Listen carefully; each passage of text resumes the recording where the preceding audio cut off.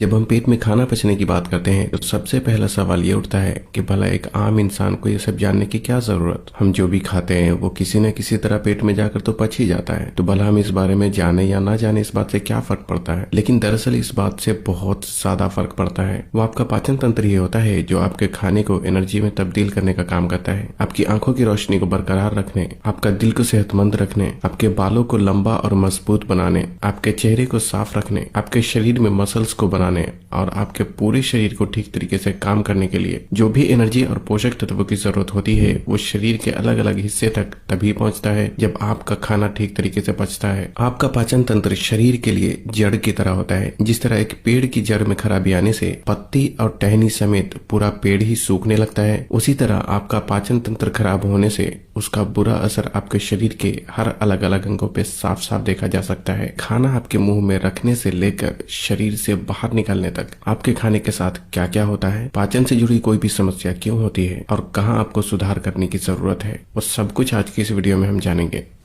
आपके द्वारा खाए गए खाने को पचाने के लिए शरीर के कई सारे अंग साथ मिलकर काम करते हैं, जिसमें सबसे नीचे है रेक्टम, फिर बड़ी आंत, फिर छोटी आंत, फिर आता है अग्नाशय जिसे पेनक्रियास के नाम से भी जाना जाता है, फिर आपका पेट और उससे पहले आपके लिवर के साथ पित्त की थैली भी मौजूद होती है, फिर एक लंबी नली जिसे आहार नली या एसोफेगस के नाम से जाना जाता है, और फिर सबसे शुरुआत में आता है आपका मुंह जिसके अंदर कुछ लार ग्रंथियां मौजूद होती है। ज्यादातर लोगों को ऐसा लगता है कि खाना हमारे पेट में पचता है, लेकिन सच्चाई तो यह है कि खाना को पचाने की प्रक्रिया हमारे मुंह से ही शुरू हो जाती है। जब खाना आप अपने मुंह में डालते हैं तो यहाँ दो काम होता है। एक तो आपका दांत खाने को छोटे छोटे टुकड़े में तोड़ने का काम करता है, और दूसरा आपके मुंह के अंदर मौजूद लार खाने को सॉफ्ट और मुलायम बनाकर पचने में आसान बनाने का काम करता है। अब अगर मुंह के अंदर आपने खाने को ठीक से नहीं चबाया तो पहली गलती आपके मुंह से ही शुरू हो जाती है। खाना लगभग 25 सेंटीमीटर लंबी आहार नली से होकर पेट में पहुंचता है। आपकी आहार नली के आखिरी सिरे पर एक दरवाजे की तरह होता है जो खाना पेट में उतरते ही ऑटोमेटिक लॉक हो जाता है ताकि खाना आहार नली में वापस जाने न पाए। जब खाना आपके पेट में आता है तो यहाँ भी आपका पेट दो अहम काम को अंजाम देता है। पहले तो हमारा पेट HCl नाम का एसिड छोड़ता है जिसे पाचक रस के नाम से भी जाना जाता है। जो खाना आप खाते हैं उसमें पोषक तत्वों के साथ साथ कुछ बैक्टीरिया भी मौजूद होता है जो कि शरीर को काफी हद तक नुकसान पहुंचा सकता है। इसलिए आपके पेट के द्वारा छोड़ा गया एसिड खाने के जरिए पेट में आए बैक्टीरिया को पेट के अंदर ही मार देता है, और जब कभी ऐसा नहीं हो पाता तो ऐसे में ही लोगों को उल्टी और दस्त जैसी प्रॉब्लम शुरू हो जाती है। फिर ये पाचक रस आपके खाने को पचाने का भी काम करता है। अब यहाँ कुछ लोगों के साथ ऐसा भी होता है कि खाने के कुछ देर बाद ही पेट फूला फूला सा महसूस होने लगता है, मानो खाना पच ही नहीं रहा। दरअसल ऐसा तब होता है जब खाना जरूरत से ज्यादा देर तक पेट में पड़ा रहता है। अगर आप चाहते हैं कि खाना पेट में जल्दी पचे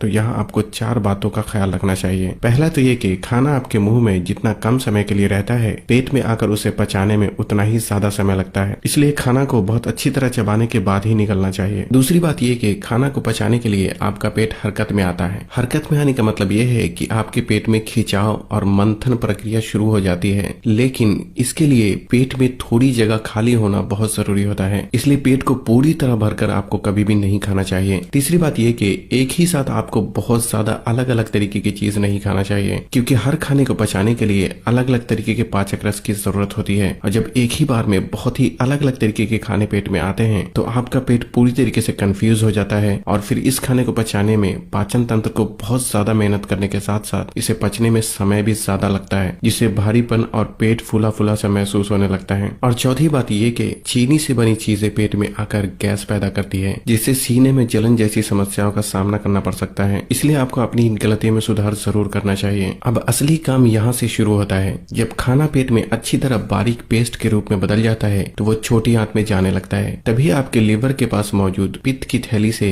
एक हरा रंग का रस निकलता है जो खाने में मौजूद प्रोटीन को अमाइनो एसिड में, फैट को फैटी एसिड में और कार्बोहाइड्रेट को ग्लूकोज में बदल देता है ताकि ये शरीर में आसानी से इस्तेमाल हो सके। जब हम छोटी आंत को देखते हैं तो ये आपस में बहुत ही उलझा उलझा सा नजर आता है। अगर इसे सीधा किया जाए तो पता चलता है कि इसकी लंबाई 15 से 20 फीट होती है, जो कि आपके पूरे शरीर की लंबाई से लगभग 3.5 गुना ज्यादा होता है। जब खाना आपकी छोटी आंत में आता है तो यहाँ सबसे जरूरी जो काम होता है वो है खाने से पोषक तत्वों को सोखना और शरीर के दूसरे हिस्से में पहुंचाना। छोटी आंत अंदर से कुछ इस तरह दिखती है, जिसमें उंगली की तरह बहुत सारा उभार जैसा बना होता है जिसे विलाई के नाम से जाना जाता है। इसके अंदर नसें होती है जो कि शरीर के अलग अलग हिस्से से जुड़ा होता है। आपका खाना जैसे जैसे छोटी आंत से होकर गुजरता है, खाने में मौजूद जो भी अच्छी बुरी चीज होती है उसे आपकी छोटी आंत अपने अंदर सोख कर नसों के जरिए खून में भेज देता है। अब यहाँ जाहिर सी बात है कि जब आप अच्छी चीज खाते हैं तो खून में भी अच्छी चीजें ही पहुंचती है, और जब आप बुरी चीजें खाते हैं तो खून में भी बुरी चीज पहुंचती है, जो कि धीरे धीरे शरीर के अलग अलग हिस्से में जाके जम जाती है और बाद में बीमारी का रूप ले लेती है। फाइनली आपका खाना एक लंबा सफर तय करने के बाद जो बेकार चीजें बचती है उसे बड़ी आंत में भेज दिया जाता है, जहाँ 4 बहुत ही जरूरी बात आपको हमेशा ही ध्यान में रखना चाहिए। सबसे पहली बात यह कि जब बचा हुआ वेस्ट पदार्थ छोटी आंत से बड़ी आंत में आता है तो उसे यू टर्न लेकर फिर से ऊपर की तरफ चढ़ना पड़ता है, और आप जानते ही होंगे कि किसी भी चीज को